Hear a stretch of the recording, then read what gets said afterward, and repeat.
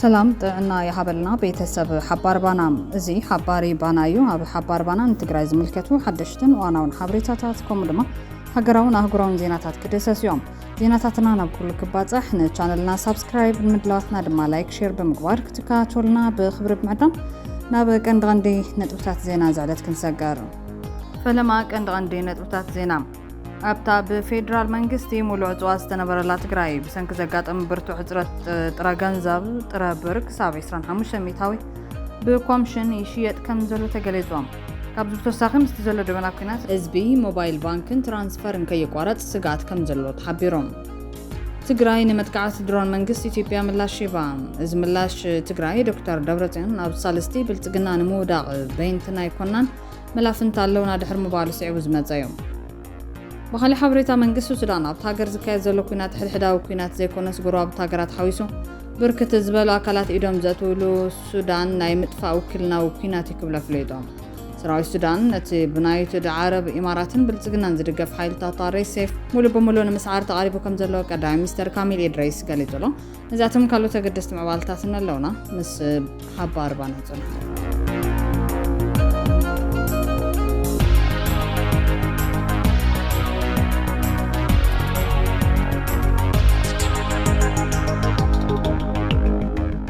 بقدامنا أبتا بفيدرال منجستي مولوع زواز تنبرلا تقراي بسنك زقات برتو عزرت ترا غنزاب ترا برك سابي سران حموشة ميتاو بكوامشن يشيئت كم زلو تقاليزوام كابزو بتوساقم استزلو دبنا كوينات SB موبايل بانكن ترانسفرن كي يقوارت سقات كم زلو تحبيروم فيدرال منجستي بسنك اب تقراي زاوجع زوا ناي تقراي دقوما بجت زي ملقاو كامو دما بتقراي زركاوا بانكتات كفيدرال ترا غنزاب بسنكي زي مركابن نزبرتو عزرت ترا غنزاب مخنيات كم زغانا نمفلات تخايلو أبزوان أبلع لحزب تقراي بقلتن بسلتن زفتام زلو متأنا سفح قساتات سوا مسلاتن سكياتن إيكونوميو عقباتاتن يكايرو تاني حمون حزون قتلو من يركابهم سرعات بلتقنا سلحتاو بوليس سكيات بقلتي كابز قبر وتدراوق وزاي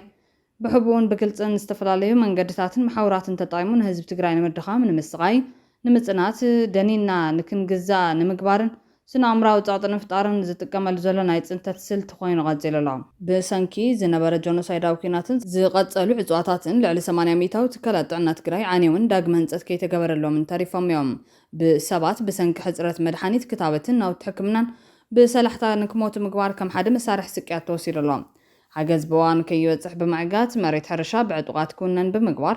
نستمزابل وجنات نابوتهم كي يملسو بمخلكالن حزبي بسنك طميت قسيلن كسان كطفن غيرون እና ገበራን ይርካው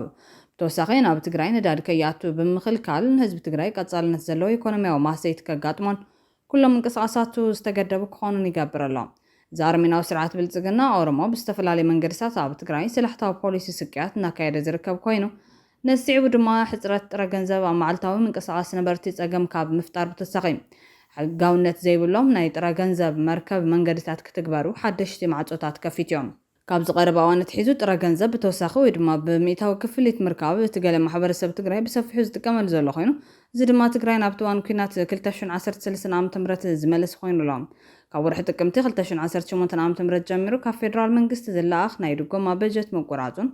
ካልኦት ገዳታትን ስዒቡ ባንክታት ንሕጽረት ጥረ ገንዘብ ክቃልዓ ምኽንያት ኮይኖም ኣብ ትግራይ ዝርከቡ ባንክታት ንዓማዊሎም ዝደልይዎ መጠን ገንዘብ ብዘይ ምኻሎም ነበርቲ ንመዓልታዊ ምንቅስቓሶም ዝኸውን ጥረ ገንዘብ ንምርካብ ተወሳኺ ክፍሊት ክኸፍሉ ተገዲዶም ኣለዉ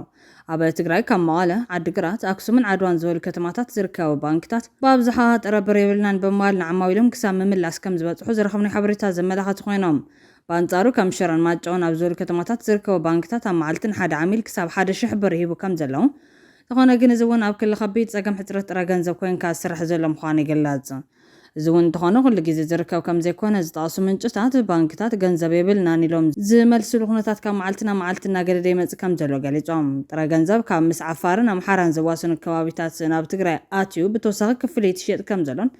ትናይ ምሸጣ ወሳኽ ከም መጠን እቲ ጥረ ገንዘብ ካብ 500 ሚታው ክሳብ 25 ሚታው ይሽየጥ ከም ዘሎን ተገሊጾም ኣብ ዝዋን ከይዲ ምትዕድዳግ ብሞባይል ትራንስፈር ይካየድ ከም ዘሎ ዝገልጹ ባንክታትን ተገልገልቲ ሕብረተሰብን ይኹን እምበር ምስቲ ዝንጽላል ዘሎ ደበና ኩናት ኢንተርኔት እውን ተቋሪጹ ኣገልግሎት ባንኪ ሙሉ በሙሉ ደው ከይብል ስጋት ከም ዘለዎም ይዛረቦም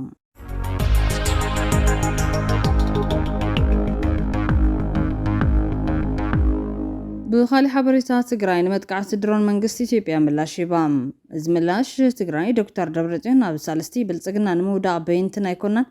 መላፍንቲ ኣለውና ድሕር ምባሉ ስዒቡ ዝመጸዩ ብዕለት 15 ሐምለ 2018 ዓ.ም ኣብ ክልል ኣምሓራ ዘዋደወሎ መካነ ሰላም ኣብ ገማግም ሩባ ኣባይ ኣብ ዝርከብ ኣባይ ገዳመ ኣስቀጤስ ዝበሃል አንድነት ገዳም ሰማዕት ቅድስት ኣርሴማ ንጎ ሰዓት ከባቢ 4 ፈርዓን ኣብ ዝተፈጸመ መጥቃዕቲ ድሮን ኣብቲ ገዳም ዝነብራ ክልተ ደቂ ኣንስትዮ መነኮሳት ብንብኡ ህይወተን ክሓልፍን ከሎ ካልኦት ብዙሓት እውን ከም ዝቆሰሉ ተፈሊጦም እቲ መጥቃዕቲ ተን መነኮሳት ምግብና ሰርሓ ኣብ ዝነበራሉ እዋን ከም ዘጋጠመ ዝተገለጸ ኮይኑ መበገስ ናይቲ መጥቃዕቲ ድማ ኣብቲ ከባቢ ሓይልታት ፋኖ ተዓስኪሮም ኣሎ ብዝብል ቀሊል ናይ ፈጠራ ምስምስ ጥርጣረ ከም ዝተፈጸመ ተሓቢሩሎም ንስዒቡ ምክትል ፕሬዝዳንት መንግስቲ ትግራይን ምክትል ኣቦ ወንበር ሕወሓትን ዝኾነ ኢታማኒኤል ኣሰፋ ኣብ ዝሃቦ ምላሽ እቲ ኣብ ልዕሊ ገዳም ዝተፈጸመ መጥቃዕቲ ናይ ብልጽግና ሰይጣናዊ ተልእኮ የክብሎ ኣፍሊጦም ብልጽግና ኣብ ክልል ኣምሓራ ኣብ ልዕሊ ናይ ኦርቶዶክስ ተዋህዶ ቤተክርስትያን ገዳማውያን ዘካየዶ ናይ ድሮን መጥቃዕቲ ብኣጋጣሚ ዕላምኡ ስሓተ ዘይኮነስ ኮነ ተባሂሉ ዕላምኡ ሓልዩ ክቐትልን ክዕንውን ብዝተተኮሰ ሰይጣናዊ ተልእኮ ዝተፈጸመ ይክብል ኢታማኒኤል ኣሰፋ ገሊጾም ብልጽግና ንቤተ ክርስቲያን ብቡሊነት ኮኔኑ ናይ ኩልና ታሪኽን ቅርስታትን ብምድምሳስን ብምፍራስን መንነት ዘይብሉ ህዝቢ ክገብረና ዝተልዓለ እኩይ ጸላኢ ክብል ገሊጾም እዚ ስርዓት ትማሊ ኣብ ትግራይ ኣብ ኣብያተ ክርስቲያናትን መሳጊዳትን ዝፈጸሙ ዕንወት ሎሚ ከም ሰናይ ነገር ኣብ ኩሉ ከባቢታት ተስፋሕፊሑ ቀጺሉ ኣሎ ብማል ከሲሶም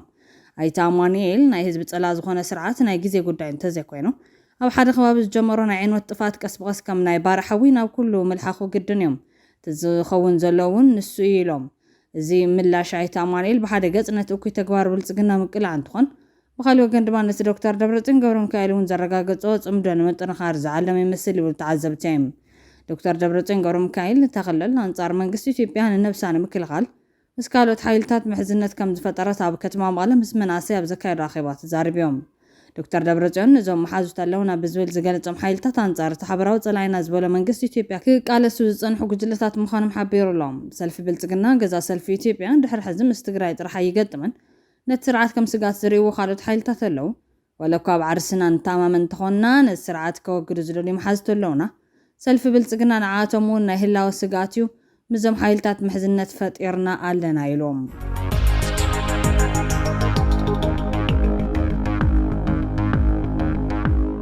ኣባርባና ንሳት ዜና ብዝዋረዶ ካልእ ሓበሬታትን ሰገር ሰራዊት ትግራይ ምጥንኻር ንኹናት ጥራሕ ዘይኮነስ ንሰላም እውን ዓብይ ትርጉም ዘለዎ ስትራቴጂክ መፍትሒ ክብል ሕወሓት ኣፍሊጦም ህዝቢ ትግራይ ግቡን መሰሉን እምበር ሓለፋ ሓተተን ካብ ኩናት ወጻኢ ብሰላም ክነበር ዘይኽእል ስርዓት ብልጽግና ግን ህልውኖ ኣብ ዝተማለእ ጽንተትን ድቀትን ትግራይ ከረጋግጽ ይሰርሕ ምህላው ዶክተር አዲስ አለም ባሌማ ገንዚቦም ሰላም ስትራቴጂክ ሕርያ እዩ ዝበሉ ኣባል ማእኸላይ ኮሚቴ ሕወሓት ተጋዳላይ ኣምባሳደር ዶክተር አዲስ አለም ባሌማ እቲ ሰላም ግን ረብሓ ትግራይ ዝረጋገጸሉ ህዝቢ ትግራይ ቀሲኑ ዝነብረሉ ላዕላውነትናን ተመዛበልትናን ዝምለስሉ ክኸውን ይግባእ ኢሎም ሙሉእ ሰላም ልዕሊ ጥይት ምትኳስ ምዃኑ ብምጥቃስ ሻልሻይ ክረምቲ ፈቐዱ ኬንዳ ተበታቲኑ ዝርከብ ዝተሰደደን ዝተመዛበለን ህዝቢ ሰዓን ምግብን መድሓኒትን ብሰላሕታ ይበርስ ምህላው ገሊጾም ጆኖሳይዳዊ ኣገዛዝ ብልጽግና ተንበርኪኽና እንግዝአሉ እውን ኣይሓድገናን ዝበሉ እቶም ኣምባሳደር ውሽጣዊ ዓቕምና ሓይልና ዕርዲ ምክልኻል ትግራይ ዝኾነ ሰራዊትና ብኩሉ መዳይ ከንጥናኽሮ ይግባእ ኢሎም ሰራዊት ትግራይ ብሓይሊ ሰብን ሎጂስቲክን ምጥንኻር ንኹናት ጥራሕ ዘይኮነስ ንሰላም እውን ዓብይ ትርጉም ከም ዘሎ ብምግላጽ እዚ ድማ ጸላእቲ ክልተ ግዜ ክሓስቡ ገይሩ ናብ ልዝብ ኣትዩ በር ሰላም ክኸፍት ከም ዝኽእልን ጸላኢ ደፊኡ እንተመጺኡ ግን ክንከላኸሎ ጥራሕ ዘይኮነስ ክንስዕሮ ግድን ይብል ኢሎም ሕርያና ሰላም ብምዃኑ ንሰላም ዘይንኸፍል ዋጋ ዋላ እኳ እንተዘይሃለወ ሰላም ግን ብልመና ስለ ዘይመጽእ ንሃለዋትና ክንሓበር ክንወፈር ሰራዊት ትግራይ ከነጠናኽር ይግባእ ኢሎም ተጋሩ ንበይንና ተፈሊና ከም ካልኣይ ዜጋ ንረአየሉ መንገዲ ብፍሉይ ነዳዲ ሸቐጥ በጀት ከይኣቱ ዝዕፀወሉ ኸይዲ ሓደገኛ ብምዃኑ ህልውናና ኣብ መቓብር ዘይ ጆኖሳይዳዊ ስርዓት ብልጽግና ይረጋገጽ ኢሎም ዲፕሎማስያዊ ተሰማዕነትካ ዝውሰን ኣብ ዓቕምኻን ጥንካረኻን እምበር ጉልበት እንተዘይሃሊካ ማንም ኣይሕብረካን ኣይዝክረካን ኣየድሕነካን ብምባል ድኹም ፈታዊ ወገን ከም ዘይብሉ ክንቅበሎ ዘለና ሓቂ ኢሎም ምስ ጎረባብቲ ህዝብታት ዝተጀመረ ምሕዝነት ኣካል መስርሕ ምብዛሕ ፈታዊ ምንካይ ጸላእቲ ብምዃኑ ተጠናኺሩ ከም ዝቕጽል ነጺሮም ትማሊ ተቓሊስና ሎም እውን ብመንነትናን ክብርናን ስለ ዘይንደራደር ንህልውናናን ሉዓላውነትናን ክንቃለስ ኢና ኢሎም ሕገ መንግስቲ ዘይምኽባር በዓሉ ኩናት ምእዋጅ ምዃኑ ብምግላጽ ስርዓት ብልጽግና ብሰላም ከም ዘየኣምንን ድልውነት ከም ዘይብሉን ተረዲና ብህልውና ንዝመጸ ጸላኢ ንምምካት ድልዋት ኢና ኢሎም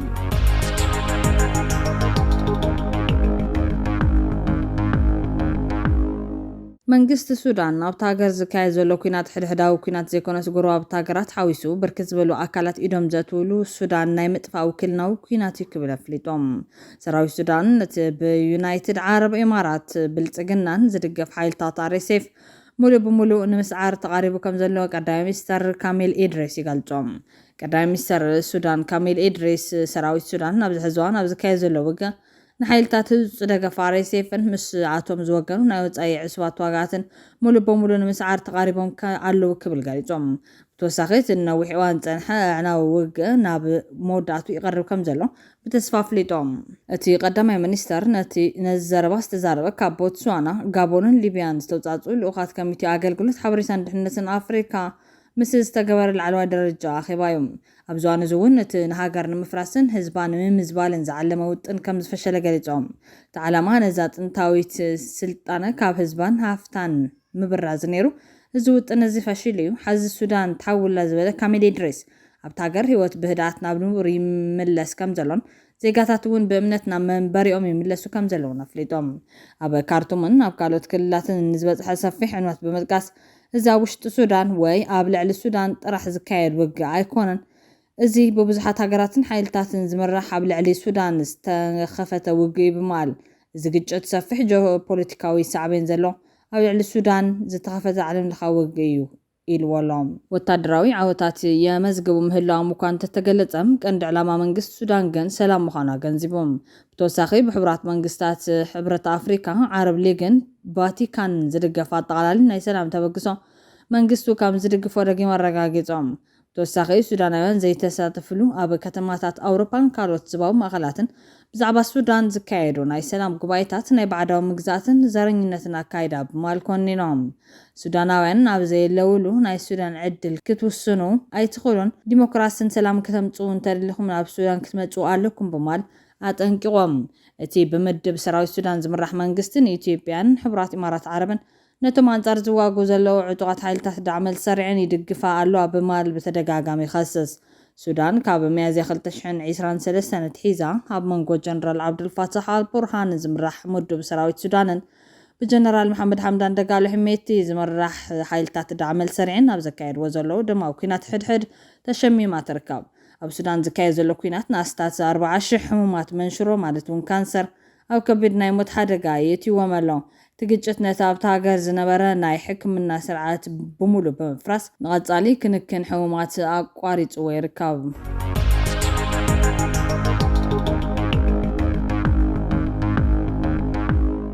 ፕረዚደንት ሓሰን ሼክ ማሕሙድ ንመጥቃዕቲ ጸረ አልሸባብ ንምክትታል ናብ ቃዳለ ክግዕዝ መደብ ከም ዘለዎ ኣብ ዝተገለጸሉ ቅጽበት ሓይልታት እቲ ሃገር ዕላማ ዝገበረ መጥቃዕቲ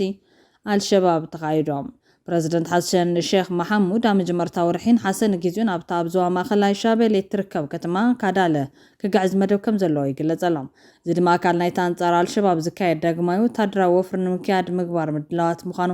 ምንጭታት ተኸባቢ ይሕብሮም። ብዛዕባ እቲ ዝተገለጸ ምድላዋት ዝፈልጡ ምንጭታት ከም ዝሓበርዎ እቲ ፕረዚደንት ኣብ እዋን ዑደት ክጸንሐሉ ትጽቢት ዝግበረሉ ቦታ ንምድላው ድሮ ምድላዋት ይካየድ ከም ዘሎ ይገልጾም። ብተወሳኺ ኣብ ሶማልያ ንሓይልታት እቲ ሃገር ዒላማ ዝገበረ መጥቃዕቲ አልሸባብ ተኻይዱ ኣሎ። ኣብ ሶማልያ ዞባ ታሕተዋይ ሸበሌ ኣውራጃ ፉጉዬን ዝርከቡ ሓይልታት መንግስቲ ሶማልያ ዒላማ ዝገበረ ብዕጡቃት አልሸባብ ዝተፈጸመ ፍንጀራ ነታጊ ብውሕዱ ሓደ ወታደር ከም ዝሞተ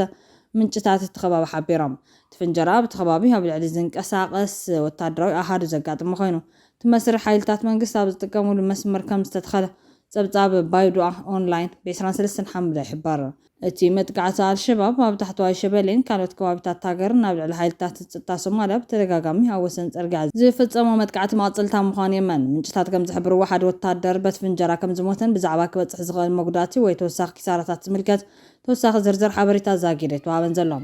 ሰበስልጣን ጸጥታ ሶማልያ ነቲ ፍጻመ ብዝምልከት ክሳብ ሕዚ ወግዓዊ መግለጺ ኣይሃቡን ዘሎ። እዚ መጥቃዕቲ ዝፍጸም ዘሎ አልሸባብ ኣብ ደቡባዊ ማእኸላይን ሶማልያ ህላወት ጉጅለ ንምድኻም ዝዓለመ ወታደራዊ ስርሒታት እናቐጸለን ከሎን ኣብ ልዕሊ ሓይልታት መንግስቲ ዘይምዕሩይ መጥቃዕቲ ኣብ ዝቕጽለሉ ዘለዋን እዩ። ካብ ሞቃዲሾ ንሰሜናዊ ምዕራብ ኣስታት 30 ኪሎ ሜትር ርሒቓ ትርከብ ኣውራጃ ኣፈጉ ምስ ርእሰ ከተማ ብዘለዋ ቅርበትን ሞቃዲሾ ምስ ገለ ክፋል ታሕተዋይ ሸበሌ ኣብ ዘራኽቡ ወሰንቲ መስመራት መጓዓዝያ ብመላዋ ካብ ነዊሕ እዋን ኣብ ጸጥታዊ መልክዕ ሶማልያ ስትራቴጂካዊ ከባቢ ኮይና ጸኒሓ ተኸባቢ ብተደጋጋሚ መጥቃዕቲ አልሸባብ ዝካየደሉ ኮይኑ ኣብ ወሰን ጽርግያ ዝተፈጸመ መጥቃዕቲ ድብያ ከምኡውን ንሓይልታት ሶማልያ ሰብ ስልጣን ተኸባብን ሲቪላትን ኢላማ ዝገበረ መጥቃዕቲ ይራም እዚ ከም ዘሎ ኮይኑ ኣብ ቦምበር ኮሚሽን ሕብረት ኣፍሪካ መሐመድ ዓሊ ዩሱፍ ዕጡቃት ሁቲ የመን ኣብ ልዕሊ መራኽብ ቀይሕ ባሕሪ ዝፈጸመው መጥቃዕቲ ብምኹናን ብቕልጡፍ ደው ከብል ጸዊዖም ተወሳኺ ሁቲ ነቲ ኣብ ቀይሕ ባሕሪ ኣብ ልዕሊ 2 መራኽብ ነዳዲ ዘካየድዎ መጥቃዕቲ ሓደገኛ ምዕባለ ክብል ኮኒንዎሎም እቶም ብኢራን ዝድገፉ ሁቲ ኣብ ልዕሊ ተን ነዳዲ ዝጸዕና መራኽብ ስዑድ ዓረብ መጥቃዕቲ ዝፈጸመት እገዳ ምስ ኣወጅዮም እተን መራኽብ ብሰብ ኣልቦ ነፈርትን ሚሳይላትን ከም ዝተወቕዓ ወሃቢ ቃል ወታደራዊ ሓይሊ እቶም ዕጡቃት ያህያ ሳረ ኣብ ዝሃቦ መግለፂ ሓቢሮም ሕብረት ኣፍሪካ ነቲ መጥቃዕቲ ብትሪ ይኹንኖ ኢሉ ብምግላጽ እዚ ተግባራት ኣብ ዞባዊ ሰላም ጸጥታን ከቢድ ጽልዋ ዘለዎ ሓደገኛ ምዕባለ ኢሎም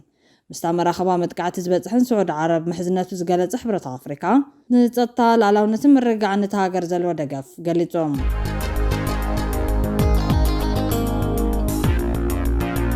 ፍትዋትን ክቡራትን ቤተሰብ ሓባር ባና ነዚ ዕለት ዝሓዝናዮም ሓበሬታታት ኣብዚ ከንቢትና ንቻነልና ሰብስክራይብ